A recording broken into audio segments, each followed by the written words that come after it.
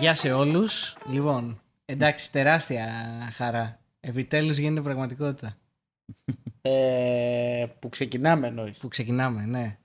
Καλώς ήρθατε στο Podcast 1919. Η πρώτη εκπομπή. Πρώτη εκπομπή. Η ιστορικότερη θα έλεγα. Έτσι, ναι. Από όλες τις εκπομπές, γιατί ακριβώς είναι η πρώτη. Ναι, γι' αυτόν τον λόγο και για κανέναν άλλον. Εγώ λέω να πεις και... Εγώ λέω να με βγάλεις και από τη δύσκολη θέση να πω, ξέρεις, τι είναι το podcast Λοιπόν, και τα σχετικά. Ναι. Είναι το podcast της Ορχήστρας 1919 με τον Γιάννη Μιχαηλίδη. Και τον Χάρη Καφέτσι. Ευχαριστούμε πολύ. Τον πολύ αγαπητό. Χειροκρότημα μίζερο μεταξύ μας. Χειροκρότημα για εμάς είναι αυτό. Χειροκροτούμε τους εαυτούς μας. Λοιπόν, έχουμε και εντάξει διάφορους συνεργάτες εδώ. Ναι, η παραγωγή. Ο ένας είναι και καλεσμένος σήμερα. Ναι, και η παραγωγή είναι πάρα πολύ μεγάλη. Ναι. Να ξέρετε. 2 άτομα στο σύνολό της. Λοιπόν, και γενικά είναι ένα podcast που θα φέρνουμε ανθρώπους εδώ, θα μιλάμε. Θα ξεκινήσουμε τώρα με κάποια άτομα από την ορχήστρα για να γνωριστούμε κιόλας έτσι λίγο στον κόσμο. Για να μας γνωρίσετε κι εσείς καλύτερα. Αυτό. Να λέμε την άποψάρα μας. Κυρίως γι' αυτό. Και να περνάμε και διάφορα να κοινωνικά μηνύματα. Να μας κατηγορείτε γι' αυτό. Κυρίως να μας κατηγορείτε. Και να μας κρίνετε. Σκληρά. Ναι. Και τοξικά κατά προτίμηση. Ναι. Μου έρχονται πολύ στο μυαλό που μπορεί να το κάνω, γι' αυτό και να... Ναι, το ξέρω, ναι. Λοιπόν, σήμερα τρομερή συγκίνηση. Εντάξει, κλαίει ο κόσμος. Ναι, όχι, εντάξει, επίτρεψέ μου. Χάρης Παπαδόπουλος. Υπεύθυνος Ορχήστρας 1919. Και πριν ξεκινήσουμε με όλες τις ερωτήσεις. Συνειδητής, έτσι. Ναι. Συνειδητής. Τι συνειδητής? Ιδρυτής θα έλεγα. Ναι. Οριακά ιδρυτής. Εγώ όμως θέλω να τον ρωτήσω κάτι πάρα πολύ σημαντικό. Πώς νιώθεις που αυτό εδώ είναι το 43ο γύρισμα που σου κάνουμε και ας ελπίσουμε το τελικό για την πρώτη εκπομπή του podcast? Δεν θέλω να μεταφέρω την ευθύνη στην παραγωγή, προφανώς δεν φταίει. Όχι, ούτε αλλά... στους καθόλου καλά προετοιμασμένους συναδέλφους που κάθονται αριστερά και δεξιά μου. Αλλά νιώθω καλά, θα πω. Φίλε, τον καλέσαμε. Σε καλέσαμε για να μας προσβάλλεις, ρε φίλε.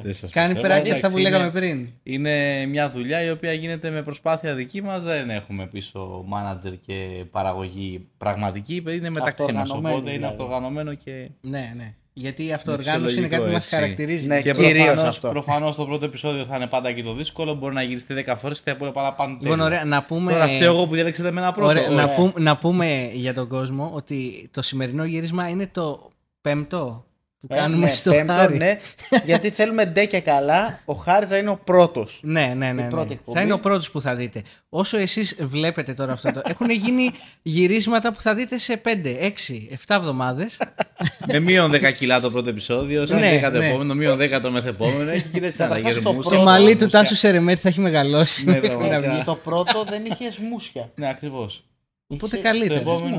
Στο επόμενο είχα. Μετά... Στο πρώτο είχες μουστάκι. Είχα μουστάκι στο ένα, να στο άλλο. Μια φωτογραφία θέλω του Χάρη με μουστάκι σε αυτό το σημείο.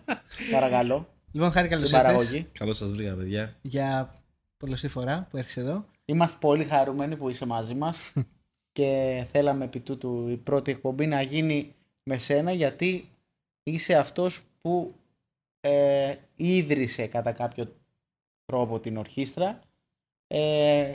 Την ιδέα. Ναι, την ιδέα. Είχες την ιδέα και η ιδέα μετά έγινε αυτή πράξη. Καλλιεργήθηκε, ενισχύθηκε. Αυτό μπορούσε να είναι και προεκλογικό σύνθημα. Η ιδέα που έγινε πράξη. Ή το όνειρο που έγινε πραγματικότητα, θα πω. Για να αυτό το κάνω λίγο πιο ρομαντικό. Pontiac Dream. Γεια σου, Πόντε. Γεια σου, Πόντε. Λοιπόν, θέλω για αρχή να πάμε σε πιο προσωπικό επίπεδο, να μας πεις λίγα πράγματα για σένα. Πώς ξεκίνησε η ενασχόλησή σου με τη μουσική, σε τι ηλικία ο αδερφός σου παίζει, αν επηρεάζει το οικογενειακό σου περιβάλλον δηλαδή.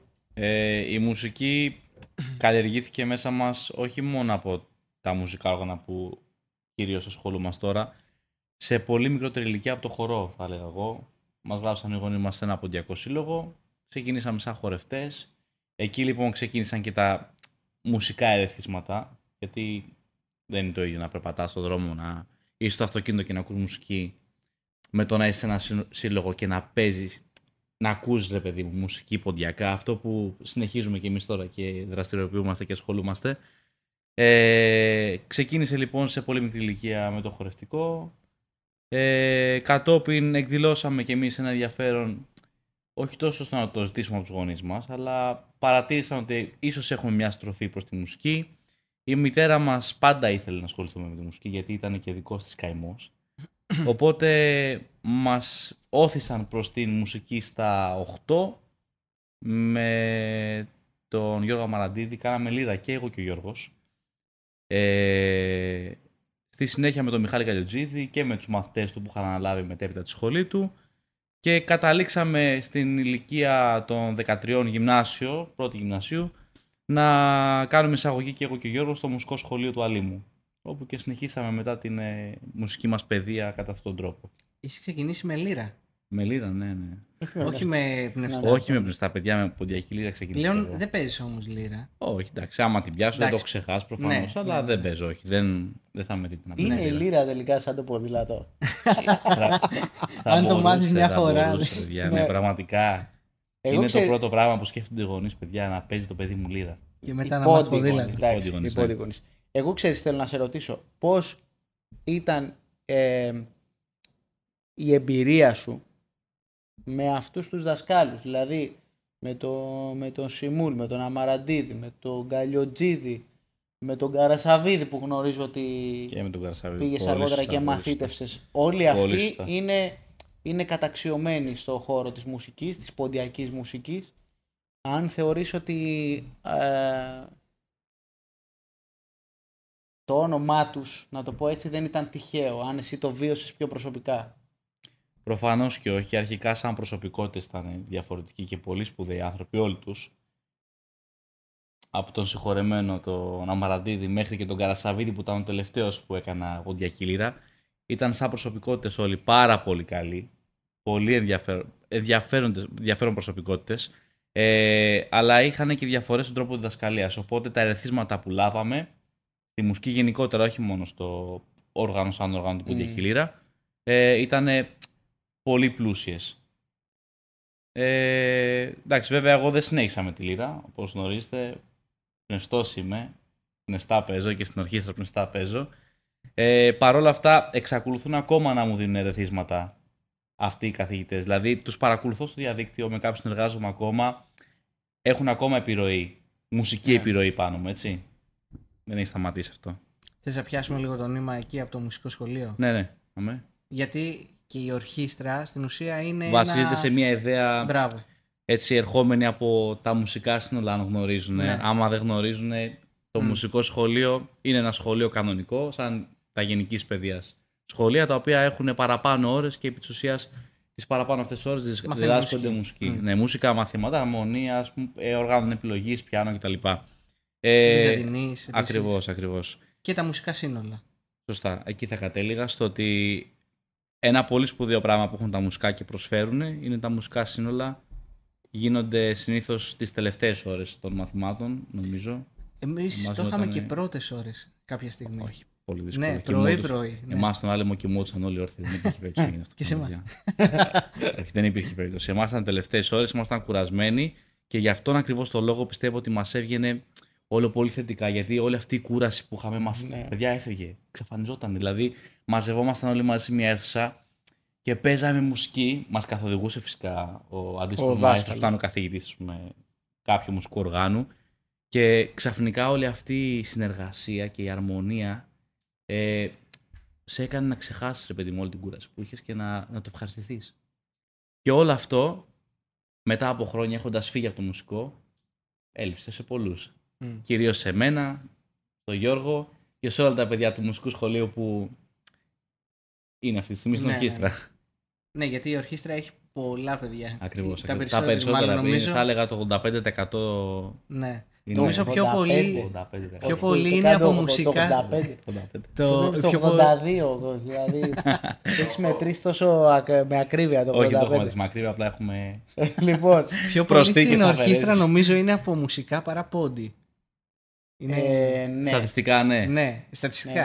Ναι. Στατιστικά, ναι. Γιατί επέλεξες να πας σε μουσικό σχολείο? Μου το είχε προτείνει και εμένα, η αλήθεια είναι, καθηγήτρια από το δημοτικό. Το είχε προτείνει στους γονείς μου, αλλά δεν ήταν αυτή ο κύριος λόγος. Ήταν μια θεία η οποία έκανε κουβέντα τότε στο σύλλογο, γιατί το θυμάμαι έτσι αμυδρά τώρα αυτό. Μια θεία. Έκανε Το κουβέντα είχε στο σύλλογο προτείνει γιατί μια το θεία. δικό της παιδί πήγαινε στο ίδιο μουσικό και ήταν πολύ ευχαριστημένη, και αφού και εμείς ασχοληθήκαμε με τη μουσική, καλό θα ήταν να συνεχίσουμε σε ένα τέτοιο σχολείο, γιατί παιδιά, κακά τα ψέματα, τα μουσικά σχολεία είναι σαν δημόσια κολέγια. Εγώ έτσι τα έλεγα πάντα. Είναι επίπεδο κολεγίου. Εντάξει, τώρα μην ανοίξει αυτή τη συζήτηση. Εντάξει, Πονάει, ο ναι. Άλυμος. Θα Πονάει. μιλήσω για τον Άλυμο. Ήταν επίπεδο Ότι είναι κολεγίου. πολύ ψηλό το επίπεδο. Ναι, παιδιά, ήταν πάρα πολύ ψηλό. Εγώ Ναι, το μηδέν εγκληματικότητα επίσης. Ακριβώς, ναι. ακριβώς. Και δημόσιο. Οπότε παρουσίασαν στους γονείς μας, ας πούμε, αυτή την εικόνα και σκέφτηκε η μητέρα μου τι καλύτερο από το να συνεχίσει το παιδί μου να ασχολείται με τη μουσική και παράλληλα να πηγαίνει σχολείο. Δηλαδή να τα συνδυάσει αυτά και να μην χρειάζεται π.χ. να τρέχουμε μετά το σχολείο να πηγαίνουμε στο οδείο ή στον καθηγητή που κάναμε το ιδιαίτερο για να συνεχίσουμε τη μουσική. Ναι. Άρα θεωρείς ότι το μουσικό εν τέλει, μάλλον για να το πιάσουμε, πόσο σε επηρέασε εσένα σαν μουσικό? Γιατί εκεί έγινε, από ό,τι καταλαβαίνω, εκεί έγινε η αλλαγή. Ακριβώς. Πάρα πολύ, γιατί μέχρι εκείνο το σημείο εγώ με την εικόνα που είχα μουσικά, γιατί ήμουν μικρό παιδί κακά τα ψέματα, έβλεπα στο σύλλογο τι έβλεπα, Πνευστά, Λύρα και Νταούλη. Δεν έβλεπα κάτι άλλο. Και τα Πνευστά πολύ ωραία, δηλαδή σπάνια με βλέπαμε Πνευστό στο σύλλογο τότε. Πολύ το Αγγείο, ας πούμε. Όχι, ακόμα και αυτό ήταν αρκετά σπάνιο. Ναι, το βλέπαμε ήταν σε σπάνιο. περιπτώσεις, αλλά δεν ήταν όπως είναι τώρα. Ήταν πολύ σπάνιο τότε. Ισχύει. Να δεις Πνευστό, ας πούμε, σε τα παλιότερα εκδήλωση, σε χρόνια- παράσταση, πανηγύρι κτλ. Τώρα είναι σύνηθες. Οπότε με την εισαγωγή μου στο μουσικό είχα τόσες πολλές επιλογές. Δηλαδή είδα πράγματα τα οποία δεν τα ήξερα. Ξεκίνησα να αναπτύσσω στο μυαλό μου συνδυασμούς οργάνων, μουσικούς συνδυασμούς που με έκαναν να θέλω να ακολουθήσω και κάτι άλλο. Και έτσι ξεκίνησα να Ναι. ενδιαφέρομαι για τα πνευστά, γιατί δεν παίζω μόνο τα ποντιακά πνευστά, παίζω και από άλλα πνευστά. Δηλαδή, ποια άλλα γνωστά παίζεις, Χάρη? Όπως γνωρίζετε, τα αράβικο Εμείς και το τουρκικό γνωρίζουμε, νέι. δεν τα Ο γνωρίζει, κόσμος, οπότε- θα το πω στον κόσμο. Ναι, αράβικο και τουρκικό νέι, ζουρνάδες, Ποια είναι η διαφορά εδώ μεταξύ αράβικο και τουρκικό? ο μπασπαρές, το Μπασπαρές καπέλο πάνω. που λέμε πάνω στην κορυφή του πνευστού. Το Αν αράβικο έχει δεν το μπασπαρέ, άμα έχει μπασπαρέ είναι τουρκικός, άμα δεν έχει είναι αράβικο. Νάι. Ναι. Ωραία, εγώ θέλω να σε ρωτήσω, επειδή το ανέδειξες λίγο πριν το ζήτημα, πώς βλέπεις που όλο και περισσότεροι νέοι τα τελευταία χρόνια ασχολούνται με τα πνευστά στον πόντο, με τα πνευστά δηλαδή στην ποντιακή μουσική, και αν θεωρείς ότι σε αυτό συνέβαλε και η άνθηση της οργανοποιίας. Γιατί Ναι. προσωπικά, ας πούμε, εγώ πιστεύω ότι τα παλιότερα χρόνια που ναι. δεν υπήρχαν και άνθρωποι να φτιάχνουν όργανα, δεν ήταν τόσο διαδεδομένο. Ήταν και ένα σημαντικός παράγοντας για τον οποίο εγώ δεν ασχολήθηκα με τα πνευστά από πολύ μικρή ηλικία, στο βαθμό που το κάνω τώρα. Είχα μια πολύ μεγάλη παύση στη ζωή μου. Δηλαδή, εγώ τα πνευστά τα πιάσα στην πρώτη γυμνασίου και ξεκίνησα να μελετάω σε βαθμό που σύντομα είχα δουλειές με το σύλλογο. Δουλειές, όταν λέω, παραστάσεις, έτσι. Ναι. Αυτό σημαίνει. Στην πορεία μετά ξεκίνησα βασικά με τα σουράβια, τα λεγόμενα γαβάλ, όπως τα λέμε εμείς, και στην πορεία ήθελα να ασχοληθώ και με το τουλούμ, το αγγείο, τον άσκαυλο. Επειδή λοιπόν η οργανωπία τότε δεν ήταν στο βαθμό που είναι τώρα, τα όργανα δεν ήταν σαφώς κατασκευαστικά τόσο καλά, ώστε να μπορέσει ένας μαθητής, ένας νέος ο οποίος πιάνει ένα όργανο στα χέρια του χωρίς να ξέρει το χειρισμό του στο 100% ή τις ιδιαιτερότητες που μπορεί να έχει το όργανο, και το συγκεκριμένο όργανο έχει τρομακτικές ιδιαιτερότητες. Επειδή λοιπόν το όργανο αυτό έχει αυτές τις ιδιαιτερότητες, εγώ δεν κατάφερα να το ρυθμίσω, να προσαρμοστώ, και έκανα μια μεγάλη παύση όσον αφορά τα πνευστά. Και γενικότερα συνέχιζα με τη λύρα την πορεία μου, έτσι. Ναι. Οπότε με την άνθηση αυτή, παιδιά, υπάρχει πάρα πολύ ζήτηση πλέον. Δηλαδή, προσωπικά εγώ καλώ τους κατασκευαστές μου για όργανα και μου δίνουν minimum 3 μήνες προθεσμία για να μου παραδώσουν όργανο. Που δεν με πειράζει προφανώς, εννοείται. Έτσι, είναι... Εσύ είσαι αισιόδοξος για το μέλλον της ποντιακής μουσικής πάνω στο συγκεκριμένο Είμαι και πεδίο? βλέπω πολλά παιδιά αρχίζουν και ενδιαφέρονται περισσότερο για τα πνευστά, αναζητούν καθηγητές. Είναι δύσκολο αυτό λίγο, γιατί η μέθοδος ακόμα που διδάσκονται τα πνευστά δεν είναι αντίστοιχη των υπόλοιπων ευρωπαϊκών δυτικών οργάνων ή και της λύρας, που παρόλο που είναι παραδοσιακή, έχει ένα σύστημα ανάγνωσης. Στα πνευστά, δυστυχώς το δικό μας το ποντιακό στοιχείο δεν υπάρχει κάτι αντίστοιχο, οπότε είναι πιο πολύ εμπειρικό. Θα με δει να παίζω, θα τραβήξει το βίντεο, ευτυχώς έχουμε τα μέσα πλέον και με αυτό θα συνεχίσει την πορεία του, εκπαιδευτικά. Και γενικά όμως για τα πνευστά, γιατί εσύ φαντάζομαι στο μουσικό δεν έκανες μόνο ποντιακά πνευστά. Όχι, δεν έκανα, αλλά και στο μουσικό είναι το με ποιον δάσκαλο θα κάτσεις. Υπήρχαν καθηγητές οι οποίοι σου δείχνανε παρτιτούρα, υπήρχαν καθηγητές που σου λέγανε κάτσε κάτω να παίξουμε. Στο δείχνουν το κομμάτι και παίζουν. Δηλαδή είναι αποδεικτά και τα δύο, είναι σημαντικά και τα δύο. Γιατί πολλές φορές κάτι που είναι γραμμένο στην παρτιτούρα θα το παίξουμε έτσι όπως είναι γραμμένο στην παρτιτούρα. Αλλά κάτι που θα ακούσουμε ταυτί, ένα μόρι, μπορεί να αποτυπωθεί, αλλά αν δεν το ξέρεις, δεν μπορείς να το βγάλεις. Ναι, είναι αυτό που λέμε για την προφορικότητα. Ακριβώς. Αλλά αυτό που λες με όποιον δάσκαλο καθίσεις, πιστεύεις ότι επειδή κάνεις και μαθήματα. Δεν κάνω, όχι. Έκανες. Δεν προλαβαίνω. Έκανες πριν λίγο καιρό. Δεν προλαβαίνω, παιδιά, δυστυχώς δεν προλαβαίνω. Λοιπόν, ωραία, εντάξει, εφόσον έχεις ασχοληθεί, ρε παιδί μου, και με αυτό. Βοηθάω, θα το διορθώσω. Δεν έκανα μαθήματα. Βοηθάω όμως παιδιά που ενδιαφέρονται να ασχοληθούν με το όργανο. Δείχνω πράγματα, άμα κάποιος με ρωτήσει, είμαι ανοιχτός, όπως και μου έχουν στείλει πολλά παιδιά, έτσι βοηθάω σε αυτό το βαθμό. Εφόσον λοιπόν είσαι βοηθός και έχοντας υπάρξει και μαθητής, ρε παιδί μου, πιστεύεις ότι θα βοήθαγε ένα πιο στάνταρ σύστημα διδασκαλίας, που θα υπήρχαν στάνταρ πράγματα που θα έκανες, παρτιτούρα σε ένα βαθμό, έτσι ώστε να μπορεί να αποτυπωθεί και το προφορικό στοιχείο? Θα τον βοηθούσε να μάθει μουσική.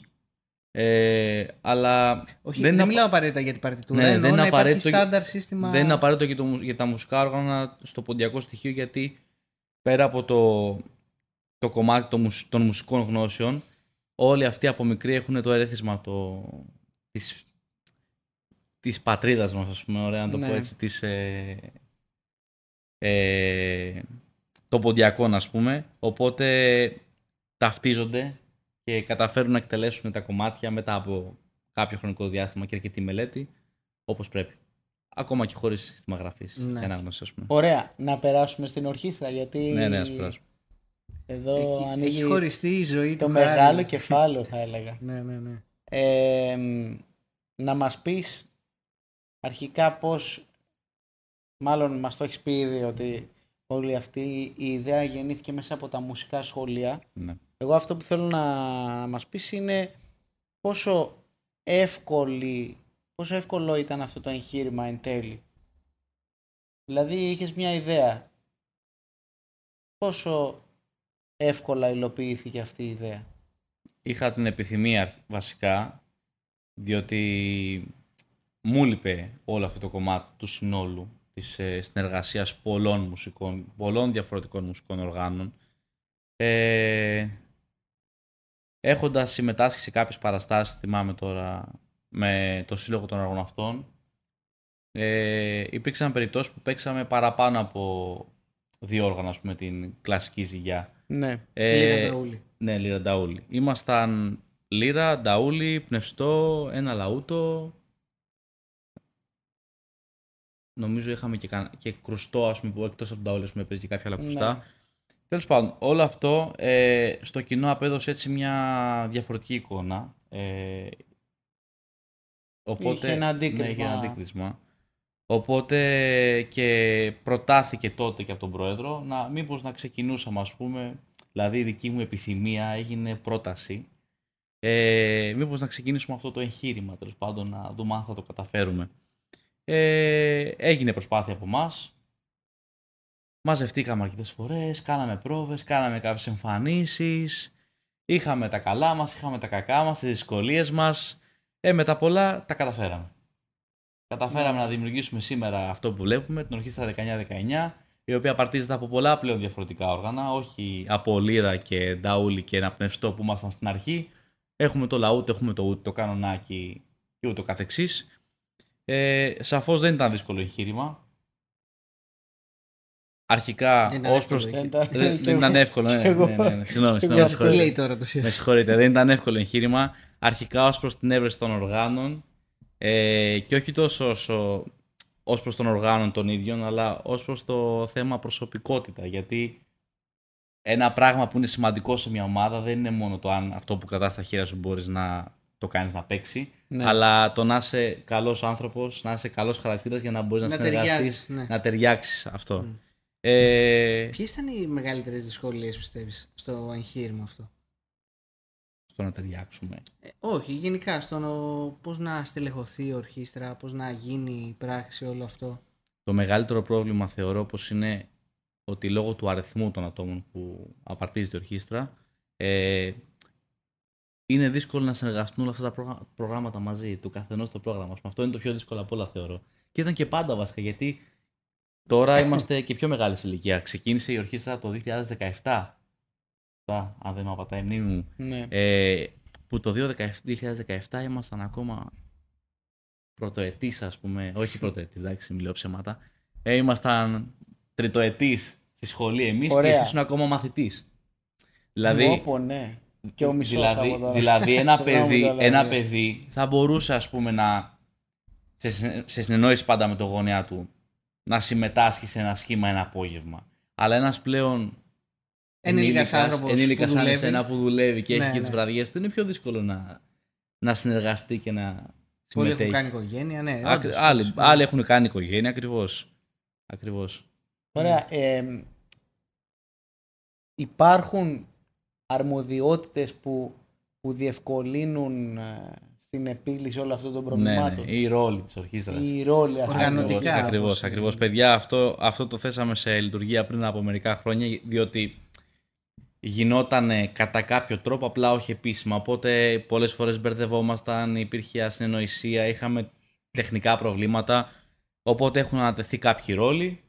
Όπως με παρουσιάσετε και εμένα στην αρχή ως υπεύθυνος της ορχήστρας, υπάρχει αντίστοιχα ο manager, υπάρχει αντίστοιχα ο υπεύθυνος που ενορχιστρώνει, υπάρχει ο υπεύθυνος που αναλαμβάνει τα project και το καθεξής.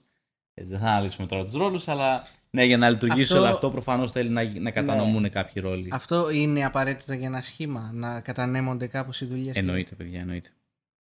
Αλλιώς δεν γίνεται. Εγώ τώρα θυμάμαι. Να μιλάει ένας για όλα με όλους δεν γίνεται, παιδιά. Εγώ τώρα θυμάμαι που είχαμε κάτσει στο τραπέζι του Άλεξ όταν ξεκίνησε όλη αυτή η προσπάθεια και είχαμε βγάλει κανόνες. Θυμάμαι αυτούς τους κανόνες και τρέμω. Θα ήθελα ένα podcast με τους κανόνες μόνο. Φαντάζεσαι. Τους πρώτους κανόνες της ορχήστρας. Θα ήταν θλιβερό αυτό να γίνει. Ναι, το θυμάμαι, θα ήταν θλιβερό, εντάξει. Αλλά κάπου ξεκινάς, κάπου πας. Ας μην αποκαλύψουμε άλλη τρέλα στον κόσμο, θα έλεγα εγώ. Ας το κρατήσουμε για μας αυτό. Ωραία, λειτουργήσε, παιδιά, αυτό με τους κανόνες για κάποιο καιρό, αλλά τώρα είμαστε μια οικογένεια, δεν χρειαζόμαστε κανόνες. Ωραία, πες μας για να μάθει και ο κόσμος εσένα ποιος είναι ο ρόλος σου τώρα στην ορχήστρα και τι ακριβώς κάνεις. Εγώ πέρα από πνευστός. Ναι. Γιατί είναι ρόλος μας στην ορχήστρα, έτσι είναι γνωστό στην ορχήστρα. Ναι, εντάξει, ο καθένας παίζει κάτι και κάνει και μια δουλειά. Έχω και το ρόλο του υπευθύνου, το οποίο τώρα θέλετε να αναλύσουμε ακριβώς τι κάνω εγώ σαν υπεύθυνος. Είμαι ο υπεύθυνος της ορχήστρας, θα διαχειριστώ ευαίσθητα ζητήματα, θα διαχειριστώ προβλήματα. Θα διαχειριστώ ευαίσθητα η πολιτική προστασία της ορχήστρας. Θα διαχειριστώ προβλήματα που δημιουργούνται, έκτακτες περιπτώσεις, περιστατικά. Γενικά θα βοηθήσω ένα άλλο μέλος που έχουμε αναθέσει κάποιο ρόλο και δεν προλαβαίνει. Γενικά μπορεί να κάνουν τα πάντα. Ναι. Δηλαδή συγκεκριμένα ο μαέστρος θα κάνει μόνο το μαέστρο. Μπορώ να κάνω τα πάντα. Εγώ σαν υπεύθυνος. Να μπει από κάτω. Ναι, μπορώ να κάνω τα πάντα. Αλλά είναι τόσο καλή η ομάδα μου που δεν κάνω τίποτα. Άρα να γίνουμε κι εμείς διπλωμάτης. Άλλαξε ο Μανολιός και βάλε τα ρούχα του αλλιώς. Χρειάζεται πολύ λίγες φορές να επέμβω, οπότε θα πω ότι αυτός είναι ο ρόλος μου. Ωραία. Ποια θεωρείς ότι είναι η μεγάλη επιτυχία της ορχήστρας μέχρι στιγμής? Μουσική επιτυχία. Γενικά. Εσύ αγόρι μου. Το είπα, άντε. Το έβγαλα Από μέσα. την πρώτη εκπομπή, μην ρίχνουμε το σπόλι το επίπεδο. Ναι. Κατευθείαν Έχεις εσύ. δίκιο, έχεις δίκιο. Λοιπόν, η πρώτη μας βασικά επιτυχία ήταν ο δίσκος μας. Τα Κάλαντα. Που είναι πραγματικά, θα τολμήσω να πω, η μοναδική καταγεγραμμένη έτσι, δουλειά με τρομακτική έρευνα. Θα τολμήσω να πω ότι είναι αυτό η καλύτερη ας πούμε, δουλειά που έχουμε κάνει τώρα, η καλύτερη παραγωγή. Οκ. Ναι, ας πούμε αυτό το ακούω. Ωραία. Έτσι όπως το λες. Μια τελευταία ερώτηση για την ορχήστρα. Ναι. Πιστεύεις ότι σε ένα τόσο μεγάλο σύνολο υπάρχει κάποιο μυστικό της επιτυχίας? Αυτό τώρα ξέρεις, μου φαίνεται σαν να γλύφω ένα στον άλλον. Ναι. Πες μου, γιατί είσαι τόσο όμορφος? Επειδή σου μοιάζει. Το είπα πριν βασικά αυτό. Ναι. Το μυστικό, παιδιά, για να λειτουργήσει μια τόσο μεγάλη ομάδα, πέρα από τις μουσικές ικανότητες, είναι ο χαρακτήρας του άλλου. Είναι να μπορούμε εμείς να συνεργαζόμαστε, να έχουμε καλές σχέσεις και πλέον θεωρώ πως είμαστε μια οικογένεια. Μια παρέα, μια πάρα πολύ καλή παρέα, πάρα πολύ καλοί φίλοι. Όλοι μεταξύ μας. Ανεξαιρέτως. Αυτό είναι το μυστικό συστατικό. Σε κάθε ομάδα, όχι μόνο στα μουσικά. Παντού, παιδιά, παντού. Αυτό μας το λέει και ένας καθηγητής μας. Λέει, είναι προτιμότερο, αν είναι να κάνεις ένα σχήμα, να πιεις ένα καφέ, είναι πολύ πιο αποδοτικό με τα άτομα ας πούμε, που θα το κάνεις, παρά να κάνεις μία πρόβα. Μήπως ήταν ο θεολόγος? Όχι. Μα θα το δείτε και από την πορεία μας, δηλαδή πώς ξεκινήσαμε. Βάλτε να ακούσετε τις ηχογραφήσεις μας. Θα τα δώσουμε και στον κόσμο, άμα δεν υπάρχει Όχι, πρόβλημα. δεν πειράζει. Δεν χρειάζεται να τις Να ακούσουμε τις ακούσετε. ηχογραφήσεις μας, πώς παίζαμε πριν από 5 χρόνια και πώς παίζουμε τώρα. Δηλαδή, πέρα την προσωπική μελέτη, κάποιοι δεν μελετάνε καθόλου βασικά. Όπα, μην ανοίξουμε το θέμα αυτό. Πραγματικά, επειδή υπάρχει Διαχείριση όλη, ευαίσθητων ζητημάτων. επειδή υπάρχει είπαμε. όλη είναι. αυτή η Το χημεία, καταλάβαμε ότι διαχειρίζεσαι ευαίσθητα ζητήματα, αλλά δεν χρειάζεται να τα. επειδή υπάρχει όλη αυτή η χημεία, υπάρχει και βελτίωση, παιδιά, όσο απίθανο και να φαίνεται. Δηλαδή, λέει ο άλλος πώς γίνεται να μην μελετάς και να βελτιώνεσαι. Γίνεται. Εντάξει. Γίνεται. Λοιπόν, Με την τριβή και με τη βοήθεια που δέχομαι εγώ από τον πολύ καλό φίλο μουσικό που είναι δίπλα μου και καλό χαρακτήρα, Χάρη Καφέτσι. κάτι θέλει Έχει σήμερα από ξεφύγει. μένα για να Δεν ξέρω. μου δείχνει τέτοια Αρχίζει αγάπη. και ξεφεύγει το πράγμα. Προετοιμάζομαι για το παιχνίδι γιατί το έχω ξανακάνει. Λοιπόν, θέλω την άποψή σου σαν μουσικός τώρα, να φύγουμε λίγο από την ορχήστρα. Ναι. Έτσι κι αλλιώς θα επανερχόμαστε συνέχεια. Την άποψή σου καθαρά. Γιατί είπαμε εδώ θα λέμε την αποψάρα μας. Σωστό. Υπάρχει ένας νέος ποντιακός ήχος. Ναι. Αρμόνιο, drums. Δεν το λες υποθετικά, υπάρχει όντως. Ναι. Όχι, δεν το λέω υποθετικά. Υπάρχει. Τα τελευταία χρόνια τουλάχιστον. Ποια τελευταία? Εντάξει. Από τα Όχι τα Στις τελευταία τελευταίες 5 χρόνια. δεκαετίες. Στις Ναι, τελευταίες ναι. δεκαετίες. Εντάξει. Ένας πιο ηλεκτρικός ήχος, ρε παιδί Ναι. μου. Όχι μόνο στο ποντιακό, αλλά αφού μιλάμε τώρα για την ποντιακή μουσική. Πώς το βλέπεις εσύ αυτό σαν εξέλιξη της μουσικής παράδοσης? Δεν το βλέπω απαραίτητα σαν εξέλιξη της μουσικής παράδοσης. Το βλέπω ότι εξελίσσεται η μουσική και μετά από κάποια χρόνια θα είναι παράδοση.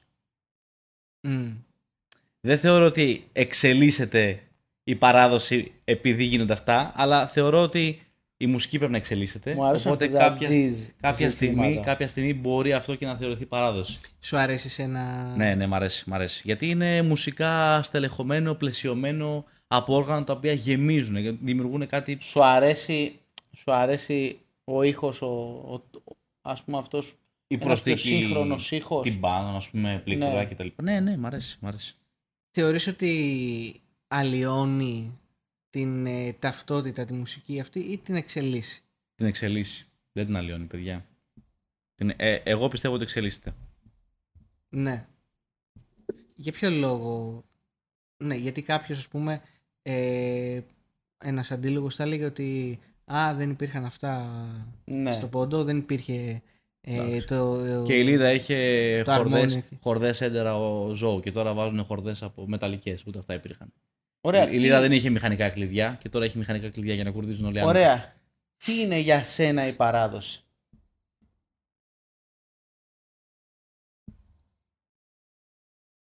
Εντάξει, Σιωπή. μην αγχώνεσαι. Κοίταξε, όπως και να έχει, όλοι θα σε κρίνουν μετά. Οπότε, Ναι, Ωραία. πες μας την άποψή σου. Μην... Ωραία, ας την βγάλ' το από αποφύγουμε, μέσα σου, αποφύγουμε μη. αυτή την ερώτηση. Δεν χρειάζεται. Ας την αποφύγουμε. Όχι, όντως. Όχι. Εγώ μιλάω και λίγο πιο αφαιρετικά, ας πούμε, όχι αποκλειστικά και για τη μουσική. Τι είναι για σένα η παράδοση, δηλαδή είναι ένα βίωμα, είναι μια εμπειρία, είναι... Τι είναι? Είναι ένας ήχος, είναι ο ήχος της λύρας, π.χ. ένα γκραν. Όχι.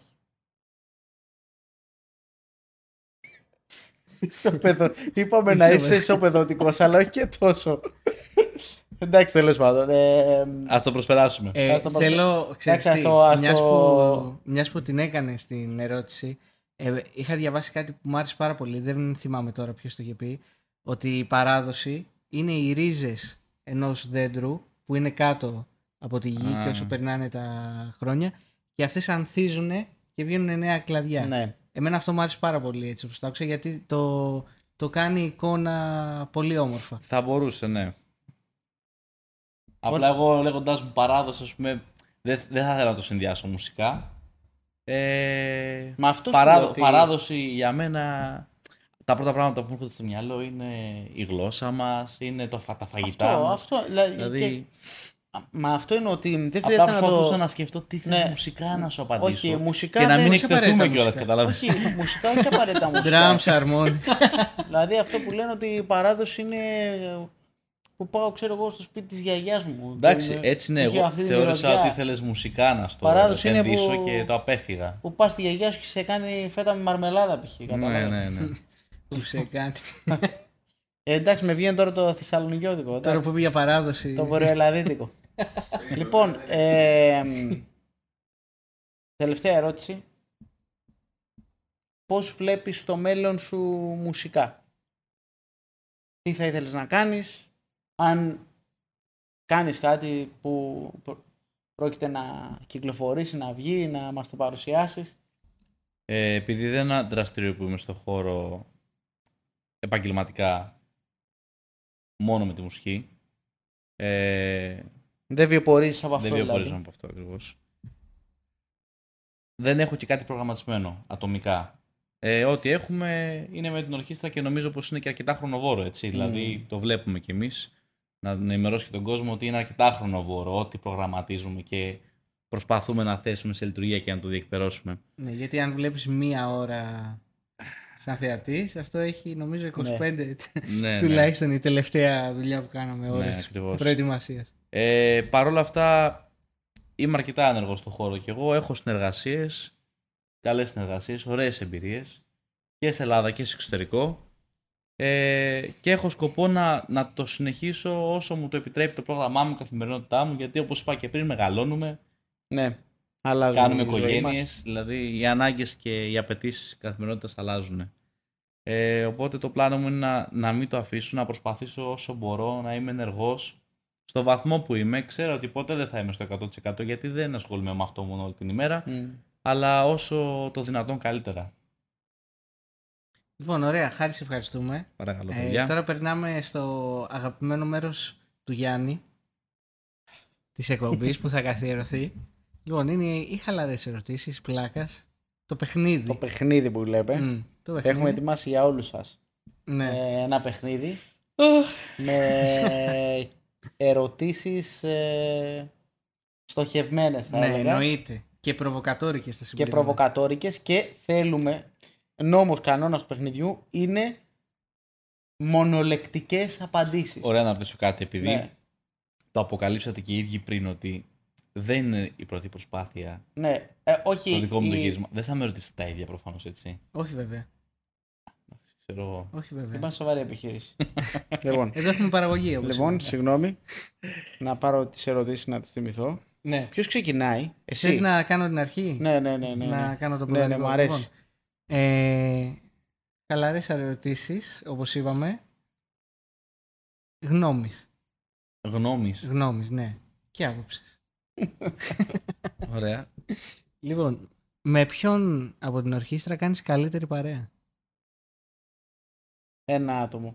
Ένα όνομα. Ναι. Μονολεκτικά. Πρέπει να επιλέξεις έναν. Καλύτερη παρέα, Αλέξανδρο. Ωραία. Ποιος είναι αυτός... Χειροκρότημα από τον Αλέξανδρο. Ποιος είναι αυτός που έχει φτάσει την υπομονή σου στα όρια της τις περισσότερες φορές? Μονολεκτικά. Είστε σίγουροι? Ναι. Περιμένετε, γιατί... Θες να κοιτάς και την κάμερα? Όχι, θέλω να το επεξεργαστώ πριν το απαντήσω. Εγώ νομίζω ότι ξέρω ήδη την απάντηση. Όχι, περίμενε. Προσπαθώ να βρω τη σειρά με την οποία θα το πω. Περίμενε. Γιώργος Παύλος Τάσος. Ήταν μία λέξη αυτό, Ήταν έτσι. μονολεκτικό. Με ποιον θα πήγαινες διακοπές μαζί?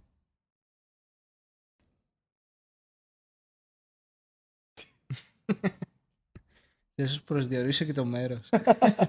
Με ποιον θα πήγαινες διακοπές στην Άξο? Γιατί? Έτσι. Σε άλλο νησί. Με ποιον θα πήγαινες διακοπές? Ξέρεις πώς θα μου κάνει την ερώτηση πιο εύκολη? Ναι. Άμα βάλεις ένα δεν μπροστά. Όχι. Με Ωραία, ποιον ωραία. θα πήγαινες διακοπές? Ένα όνομα πρέπει να επιλέξεις. Κάποιον. Το κανένας δεν είναι απάντηση, έτσι. Όχι. Όχι βέβαια.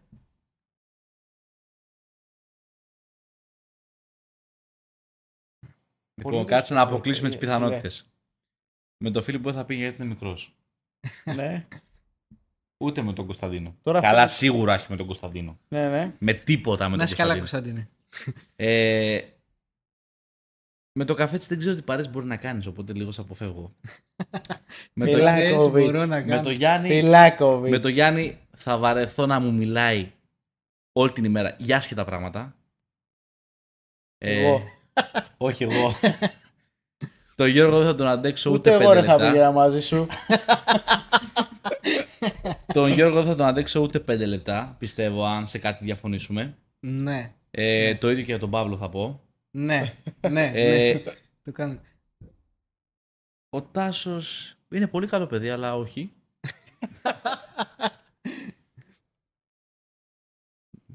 Ποιος Πες έμεινε? με τον Άλεξ να τελειώνεις. Με τον Αλέξανδρο θα... Ναι, μπορεί και να πήγαινα, αλλά... Την Ανούλα ξέχασες. Ρε φίλε, με την Ανούλα, θα σου πω, επειδή η Άννα είναι αυτού του στυλ, της αρέσει να κάνει ταξίδια και είμαι και εγώ αυτού του στυλ, Θα πήγαινες. θα το σκεφτόμουν. Αλλά δεν φαίνεται λίγο περίεργο. Τώρα να πάω εγώ με την Άννα ταξίδι. Γιατί ρε φίλε? Μα Πάρτε μην κι τα... άλλους, ρε, πάρτε κι παιδιά. άλλους, δεν πειράζει. Ε, Τέλος πάντων. Έχουμε τελείως. Πέρα από το ότι μας αρέσει το ταξίδι, έχουμε τελείως άλλα ενδιαφέροντα. Δεν ξέρω καν τι αρέσει. Ωραία, στην δεν Άννα. θα πήγαινε διακοπές ο Χάρης Παπαδόπουλος. Δεν θα, Λοιπόν, ναι, μέσα στο θα πήγαινα συμπέρασμα. με τον Αλέξανδρο πάλι διακοπές. Ωραία. Ωραία. Αλλά θα ήμασταν το πρωί μαζί και το απόγευμα θα ήταν μόνος, γιατί εγώ δεν πίνω. Εντάξει, Κατάλαβες. δεν πειράζει. Δηλαδή, Όσο φάγεται και χειρότερο. Ξέρεις τι? Γιατί πω, περνάμε και βγαίνουν στη μηνύματα. φόρα από όλα. να αυτή σου την πω τον εκπομπή. Αλέξανδρο, αλλά τι να κάνουμε ρε φίλες διακοπές μετά το μεσημέρι. Να πάμε Ωραία, να πρέπει να φάμε. επιλέξεις έναν. Δεν Άρα πειράζει. είναι ο Αλέξανδρος. Ο Αλέξανδρος, Ωραία, μέχρι το μεσημέρι. λοιπόν. Το πήγες ρε φίλε μέσω Ναι, να εντάξει. πούμε... Λύθηκε πάντων. το Κυπριακό. με Λύθηκε το Κυπριακό. Ποιος είναι ο μεγαλύτερος πλακατζής? Καλός ή κακός? Α, υπάρχει και καλός και κακός. Ο κακός είναι ο Μιας και το Κωνσταντίνος. Ναι, θα συμφωνήσω. Κι εγώ. Πολύ κακός. Συγγνώμη. Πολύ κακός. Ο Συγγνώμη, καλός είναι ο Κωνσταντίνε. Γιώργος. Ναι. Εντάξει, Παιδιά, καθένα είναι- την άποψη του. Εγώ σας βλέπω να γελάτε όλοι πάντως συμφωνήσω. στα στούντιο. Βλέπω ότι γελάτε όλοι. Ποιος είναι ο πιο συνεπής? Ο Γιάννης ο Μιχαηλίδης. Εγώ νόμιζα θα πει ο Χάρης. Εγώ. Ο Γιάννης ο Όχι, Μιχαηλίδης. να σου πω κάτι, να μην το αποκλείσουμε για το εγώ. Μέσα. Όχι, Δηλαδή, δεν το μπορείς να πεις αποκλείουμε. για τον εαυτό Όπως το σου. νιώθεις. Δεν είμαι. Ναι, συμφωνώ. Κι εγώ συμφωνώ σε αυτό. Ποιος είναι ο πιο ασυνεπής? Όπα.